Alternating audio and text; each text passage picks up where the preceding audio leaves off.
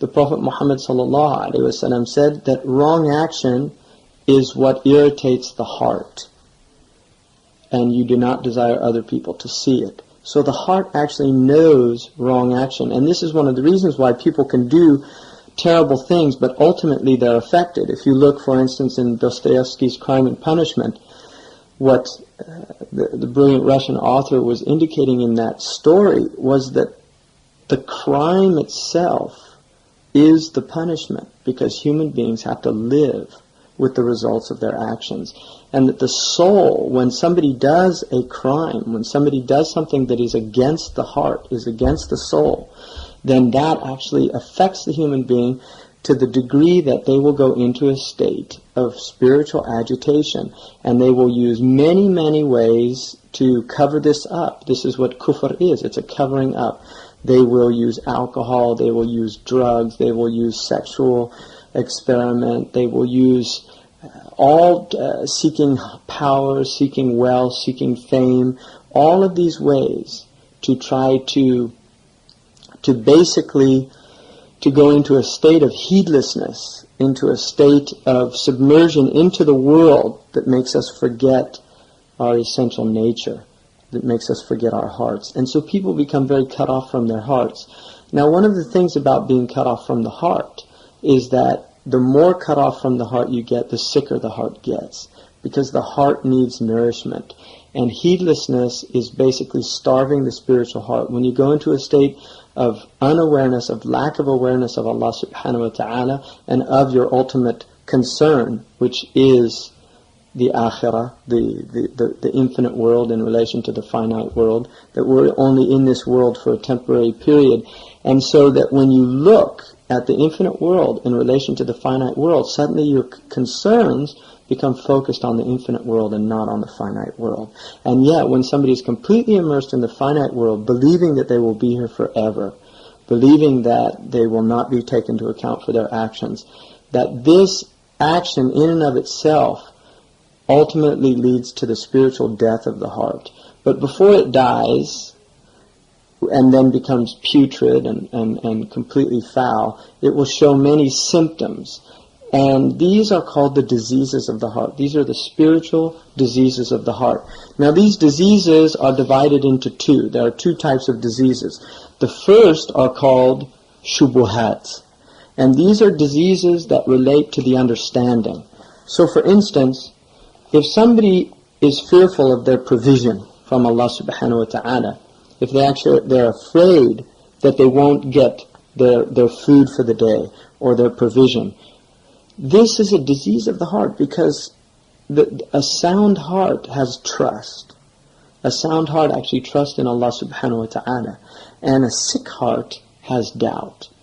So the sound heart trusts in Allah subhanahu wa ta'ala absolutely.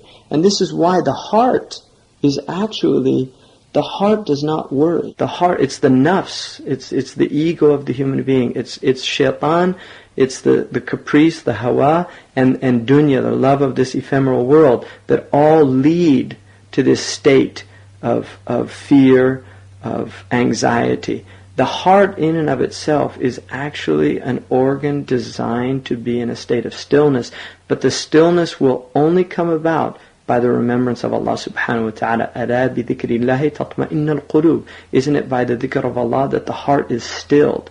That this is what the heart wants. It wants to remember Allah subhanahu wa ta'ala. And when Allah is not remembered, when human beings forget Allah subhanahu wa ta'ala, then what happens is the heart goes into a state of agitation. It goes into a state of turmoil, and it gets diseased because it's not being fed. Just like the cells need life-giving oxygen in order for, we need to breathe. If we stop breathing, cells die, and we die.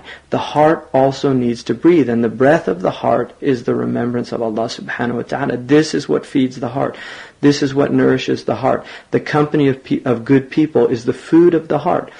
The exercise of the heart. All of these things are necessary for the heart to be sound and healthy. And this is basically what the Quran has come. It's come to remind people that their hearts need to be nourished. And this is why Allah subhanahu wa ta'ala tells us that the human being that will be in a good state in the next world is the one who brings a sound heart.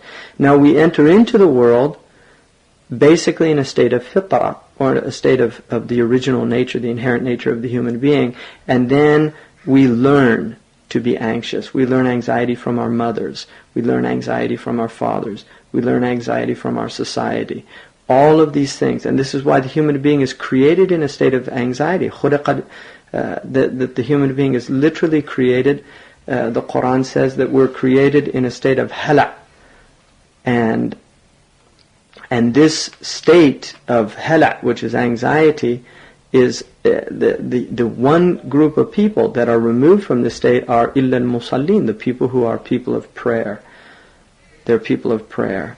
And this prayer is not the prayer of 5 times a day, but they're people who are الَّذِينَ هُمْ فِي صَلَاتِهِمْ دَائِمُونَ.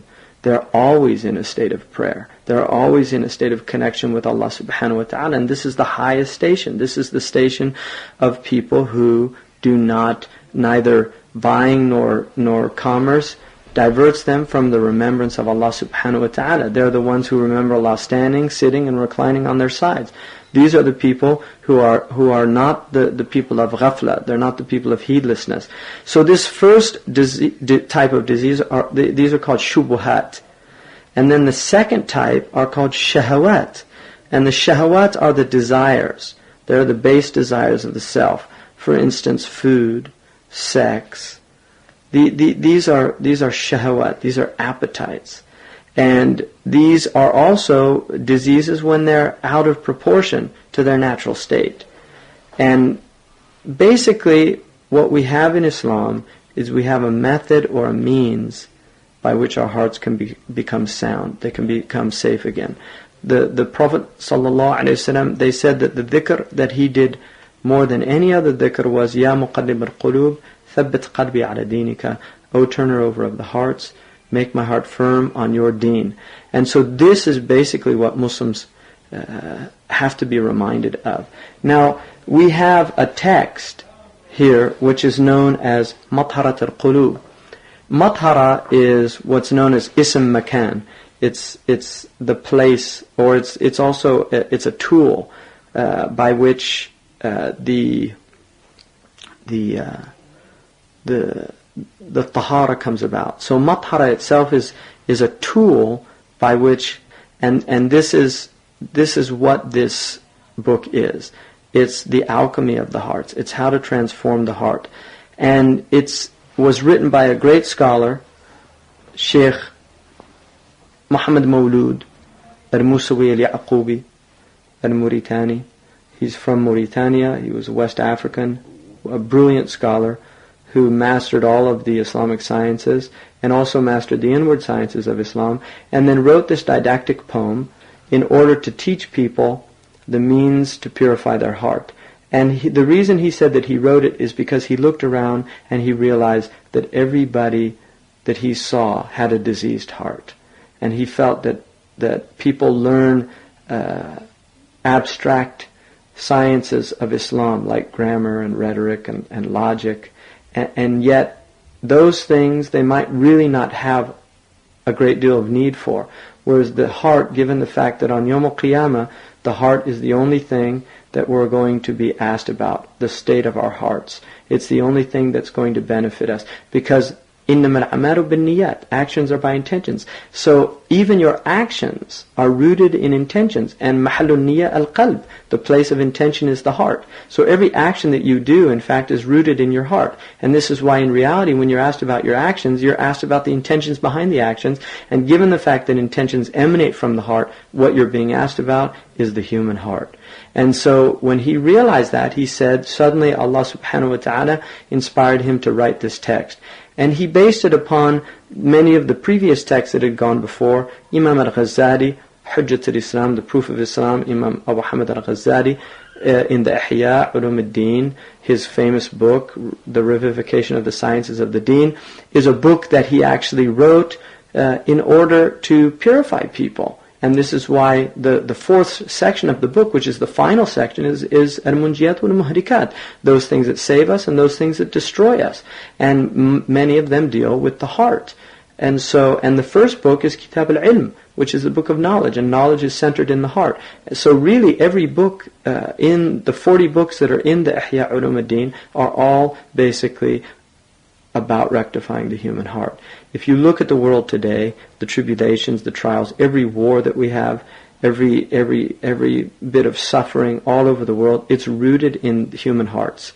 The reason that people aggress against other people is out of diseases of the heart: covetousness, desire, the desire to conquer, the desire to exploit other people, the desire to steal their natural resources.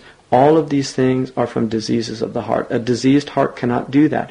Every murderer, every rapist, every idolater, every foul person, every cruel person, every person that shows any act of cruelty, all of this is emanating from diseased hearts. If the hearts were sound, none of these actions would be a reality. And therefore, if we want to change our world, we don't change the world by attempting to rectify the outward. We change the world by rectifying the inward, because the inward precedes the outward.